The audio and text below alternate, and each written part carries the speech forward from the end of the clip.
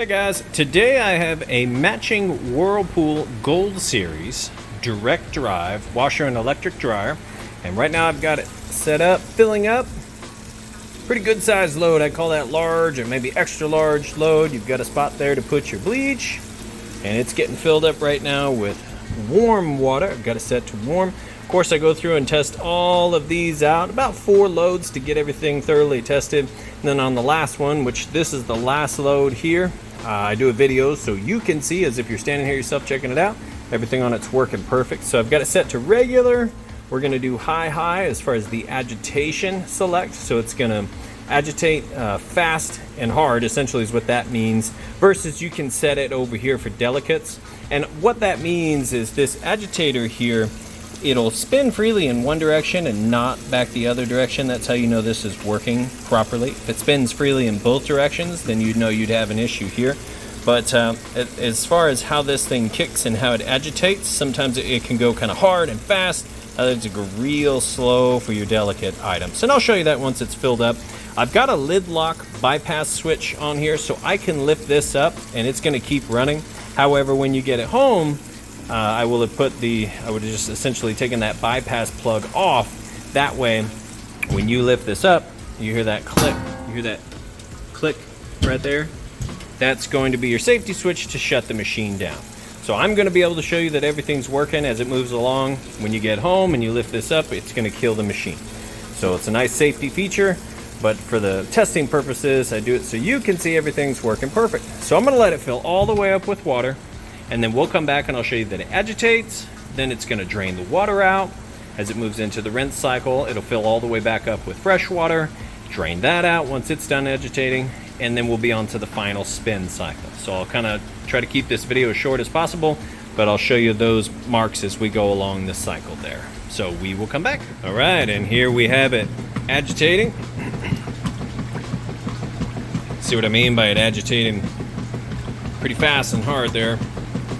And what it's doing is it's vortexing those clothes down along those fins, and there's fins on the bottom as well.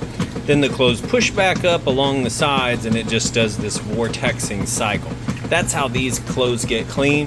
Now if we take this switch here and I switch it to, say, low, now check out, the speed has slowed way down. And then we can also go extra low. Now it's going super slow for those super delicate items. Really cool feature that this one has. I'm going to turn that all the way back up. Cool. So next I'll show you that the water drains out like it's supposed to. All right, we're moving out of the wash cycle into the rinse cycle. You can hear it draining the water out nice and fast. It's getting started. Once it drains all the water out and spins to extract all that soapy water, it'll fill back up with fresh water. I'm going to give this just a sec to get up to full spin on the wash/rinse. Okay, so we're on that first spin, and it's up to speed now, spinning nice and fast, doing a great job extracting that soapy water, the used up water. Next, it'll fill up with fresh water during the rinse cycle, agitate for a bit, and then we'll be on to the final spin cycle, which is what I'll come back for next. But I just wanted you to see that first spin. You see it sounds great, nice and quiet, spinning nice and fast and balanced. It's good to go. Now we are agitating on the rinse cycle. See, fresh clean water there. Looks great. And here in just a sec, we will show off the matching electric dryer. Okay, we're moving out of the rinse cycle now, draining for that final spin. See here.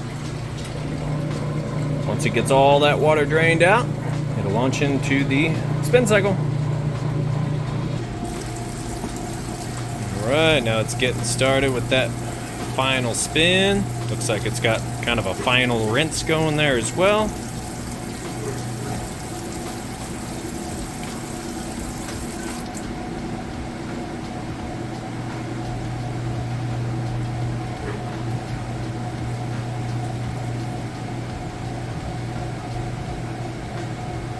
longer it goes and extracts the water out of those clothes, the faster it'll go.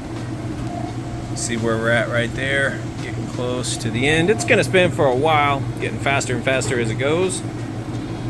But the important thing is that you see here that it sounds great, spinning nice and fast. Nice, smooth, and balanced.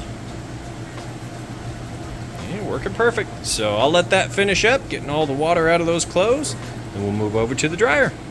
Okay, we have got the washer completely cleaned out now, and I have put the lid switch back together, so now when you open this, it's going to shut the machine down. That's all set back up.